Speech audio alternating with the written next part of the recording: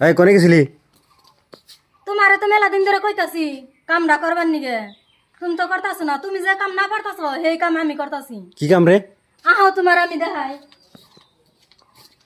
দেখাই মানে কোনে কোনে যাম আমি এখন? আহো সেই জায়গায় গেলে সে দেখা হারবা। জ্বালা যন্ত্রণা গো। কত দূর? এ জল খাই গিয়ে আহো তুমি।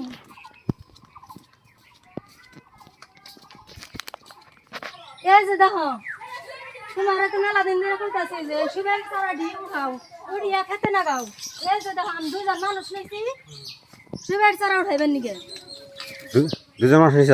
দুইজন মানুষ নিয়েছি একবারে দেখো উঠিয়ে রেডি করলো, এখন খেতে নিয়ে নাগামু।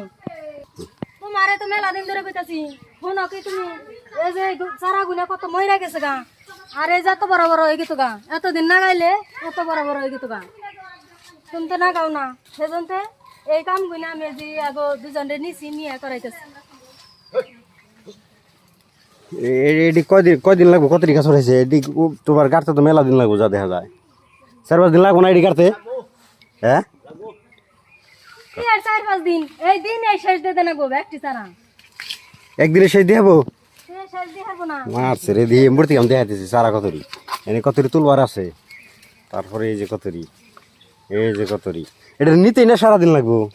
না ঠেলা আছে, ঠেলা দিয়ে নিব। ঠেলা আছে রে? তেলে পারবো মনে হয়। আচ্ছা এই গাছগুলো লাগাইতে তো মেলা জায়গা লাগবো, জায়গা কোনো কোন পাওয়া যাবো? জায়গা গুনে আছে দক্ষিণ চোখে। আর এই শহরি বাগান কার? এই সুবারি বাগানো আমার। বাবা কি সুন্দর করে কয় শহরি বাগান আমার। কহ আমার তেলে আমি কম না আমার। এত সুপারি বাগান আছে, তারপরে সুপারি বাগান আরো লাগাইবো, দেখছো কি কাণ্ড? সুবারি বাগান আরাম বয়ে বয়ে টেকা ভাঙা।